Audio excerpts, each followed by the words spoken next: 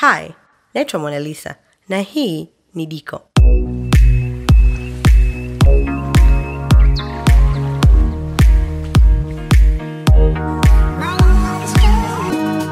Leo katika Diko tunajifunza kupika pizza ya kuku ama chicken pizza. Najua ni chakula ambacho tumezoea kula kwenye mitoko, lakini leo nitakuonyesha njia rahisi ya kuzitengeneza nyumbani. Tutaanza kwa kutengeneza manda yetu. Katika bakuli safi tutaweka kikombe 1.5 cha maji ya uvuguvugu. Tutaweka pia amira kijiko cha chai 1.5. Tutamalizia kwa kuweka sukari kijiko 1, na hii sukari pamoja na maji ya vuguvugu itasaidia amira yetu iumuke ama iactivate. Kwa tutachanganya vizuri na tutaweka mchanganyiko wetu pembeni kwa dakika 10 na kuacha amira ifanye kazi. Chonde usitumie maji ya moto. Maji ya moto yatapika amira, alafu manda yako haitaumuka. Tunaendelea kwa kuandaa unga, na hivi ni vikombe 3 vya unga. Tutaweka kijiko cha chai cha chumvi na kuchanganya. Sasa hii manda inatosha kutengeneza pizza kubwa 3. Kwa kama unataka kutengeneza moja, weka vipimo kwa 3. Tutaendelea kwa kuweka mafuta robo 3 ya kikombe, alafu tutachukua spatula yetu na kuchanganya vizuri. Kama hauna spatula, ondoa shaka. Unaweza ukatumia mkono au mwiko. Just kuwa makini kuhakikisha umevunja au umechanganya chumvi na mafuta na unga vizuri. Baada ya hapo, tutaenda sasa kujiandaa kukanda unga wetu. Lakini kwanza, tukaangalia ile amira yetu kama imeshaumuka. Kama mnavyoiona imeweka povu juu, kwa hiyo hapa iko vizuri. Sasa leo mimi nakanda kwa kutumia mashine. Kama una mashine unaweza kutumia mkono. Cha muhimu ni kuweka tunga kidogo kidogo na ukande mpaka wote utengeneze manda. Kwa hiyo unaweka unga kidogo alafu unachanganya.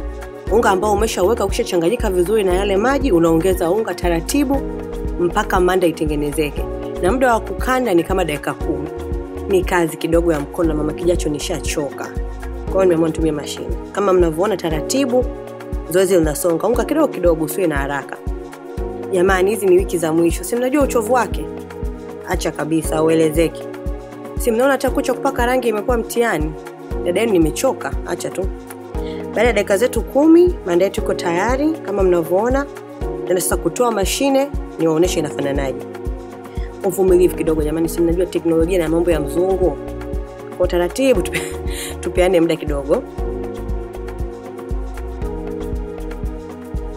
Kwa hiyo manda yetu ndio iko hivi, laini vizuri kama mnavyoiona. Hapo kutengeneza pizza unakuta ile chapati ya chini laini. Perfect. Baada ya kumaliza ukandaji, tutachukua bakuli safi, tulipake mafuta, alafu tutaweka manda yetu. Baada hapo tutaenda kufunika na kuacha unga uumuke kwa lisaa na nusu, sawa? Wakati huo tunaendelea na kutengeneza sosi yetu. Tutaanza kwa kuweka vijiko vya kula 3 vya mafuta, na yakipata moto tutaweka kitunguu 1 ambacho tumekata piece vidogo ama finely chopped. Kwa hiyo tutavikoroga vitunguu, na hapa tunachotafuta ni viwe golden brown. Na kwa sababu tumekata vidogo, ni muhimu kutumia moto mdogo. Kwa hiyo tafadhali kuwa makini na moto mdogo, na koroga mara kwa mara ili vitunguu vikaive upande mmoja, upande mwingine usiive au vikaungua. Kwa kama mnavyoona kidogo mkono una kazi. Kwa sababu vitunguu tumekata vidogo, vikisha kuwa golden brown, baada ya muda tu vitaungua. Kwa hiyo ukiona tu vinaanza kubadilika rangi, tutaweka kitunguu saumu. Kwa kama hapa tunaweka kitunguu saumu kijiko cha chai. Kwa hiyo wakati kitunguu saumu kinaiva na vitunguu navyo vinamalizika kuwa golden brown. Kama hapa tunaendelea vizuri, vitunguu vyetu vimeshafika rangi ambayo tunaitaka, tuko tayari kuendelea na hatua inayofuata.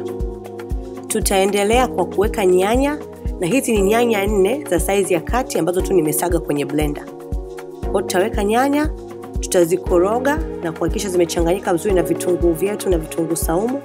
Alafu tutafunika sufuria yetu na kuzipa nyanya zetu muda zichemke. Na hapa tukishaweka nyanya, tunapandisha moto wetu na tunaanza kutumia moto wa kati. Baada ya dakika 5, nyanya zetu zimeshaanza kuchemka kama mnavyoona. Tutazikoroga vizuri na kuendelea na hatua inayofuata. Tutaweka nyanya ya kopo, na hii ni packet nzima. Tukishaiweka tutaenda kuikoroga na kuhakikisha imechanganyika vizuri. Sasa ukiwa unakoroga, fanya taratibu na kwa muda mrefu ili kuepuka mabuja. Ukishachanganya, tutaenda kufunika sufuria yetu na kuacha sosi yetu iive kwa dakika 5. Baada ya dakika 5 tutaenda kufungua sufuria na kuona maendeleo ya sosi yetu. Kama kawaida tutakoroga na hapa tunaendelea vizuri. Tuko tayari na kuendelea kuijenga sosi yetu. Baada ya hapa tutaenda kuweka chumvi kijiko cha chai, tutaweka ajimoto kijiko cha chai, tutaweka na sukari kijiko cha chai. Sasa hii sukari ni kwa sababu ya kukata ule uchachu wa nyanya. Sasa nyanya ina uchachu fulani hivi. Lazima kidogo upunguze makali na sukari. Kama kawaida tutakoroga vizuri kuhakikisha hamna mabuja. Alafu tutaweka soy sauce kijiko 1.5 chakula. Na kama kawaida tutaenda kuikoroga na kuhakikisha imechanganyika vizuri. Baada ya hapo tutaweka oregano vijiko 2 vya kula. Tutaweka pia na kiganja kizima cha basil. Kama hauna basil ambayo ni fresh unaweza ukatumia ile kaushwa, na kama una oregano fresh pia unaweza ukatumia.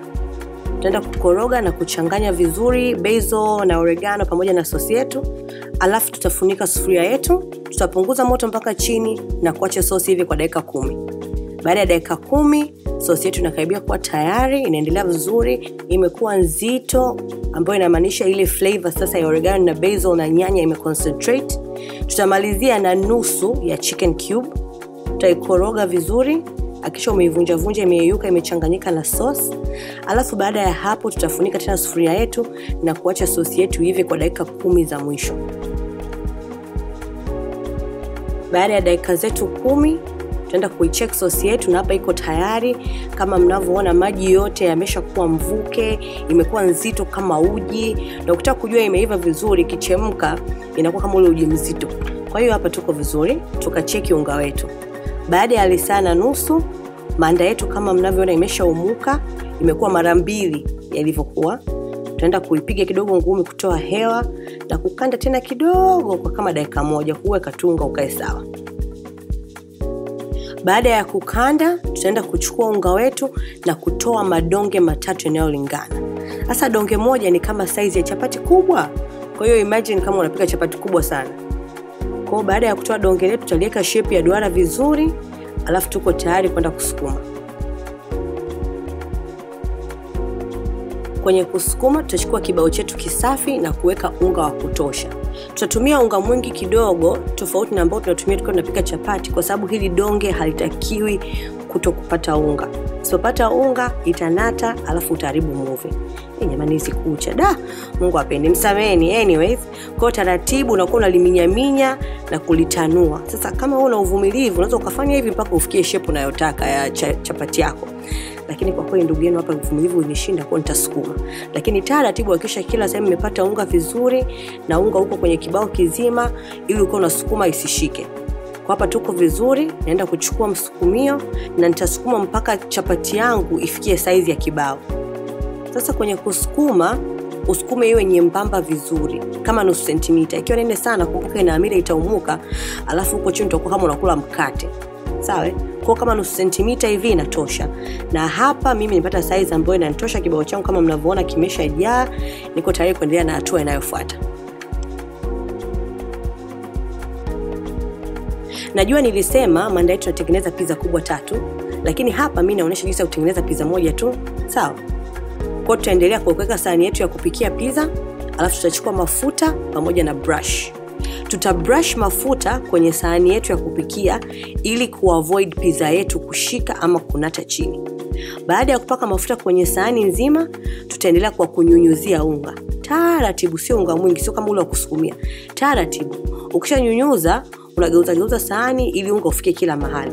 Sasa hapa hata ufanyeje pizza ishiki. Tutachukua ile chapati yetu ama pizza crust ambayo tumesukuma na kuiweka. Tukishaiweka taratibu unasukuma huko pembeni ili kufit size ya sahani yako au chombo utakachotumia kupikia pizza yako. Kama una sahani kama hii unaweza kutumia hata sufuria kubwa au sinia. Kwa hiyo hapa taratibu unajaza hizi kona za sahani na kutoa unga wa juu kabla hujaendelea na hatua inayofuata. Sasa hapa nadhani tuko vizuri kuendelea kuweka toppings zetu. Au unaweza zile nakshi zinazofanya pizza iwe pizza. Unakumbuka ile pizza sauce yetu? Hii hapa imeshapoa. Tutachukua serving spoon na kuweka. Tutaanza kwanza na kijiko 1, tutaweka alafu tutaanza kusambaza taratibu hivi kama mnavyoona. Na kidogo pembeni tutaacha mpaka kidogo. Alafu tutaendelea kuongeza sauce mpaka tupate sauce ya kutosha. Unaweza kuongeza ama kupunguza sauce kwa jinsi unavyopenda. Baada ya kuweka pizza sauce yetu, tutaweza kuweka cheese, na hii ni cheese aina ya mozzarella ambayo nimeikwangua ama kuigrate. Kwa tutanyunyuzia kiasi cha kutosha juu ya sauce yetu. Na usiwe mchoyo kwenye cheese kwa sababu inaleta sana ladha kwenye pizza. Weka ya kutosha. Tutaendelea kwa kuweka kuku, na huyu ni kuku tu ambaye nimemweka viungo nikamchoma, alafu nikamchambua ama kumshred, nikatoa tu zile nyama minofu. Kwa tutaweka kuku wetu wa kutosha, na baada ya hapo tutaendelea kwa kuweka uyoga ama mushrooms ambazo zimekatwa vipisi vidogo vidogo. Kama tulivyoweka kuku na cheese, tutanyunyuzia mushroom kiasi kizuri tu. Alafu baada ya hapo tutaendelea kwa kuweka vipisi vya nanasi. Na kisha tunatumia nanasi lililoiva, sio chachu. Na kama haupendi sio lazima kuweka. Baada ya hapa tuko tayari kwenda kuweka pizza yetu kwenye oven. Pizza itaiva kwa dakika 20 ndani ya oven ya moto wa nyuzi joto 200. Baada ya dakika zetu 20, pizza inafanana hivi, imeshaiva. Kama mnavyoona ile chapati ama crust imependeza, sauce imeiva, cheese imeyeyuka. Perfect. Iko tayari kukatwa na kuliwa. Asanteni kwa kuangalia na karibuni Diko. Msisahau ku like, ku comment, ku share, ku follow na ku subscribe. See you next time.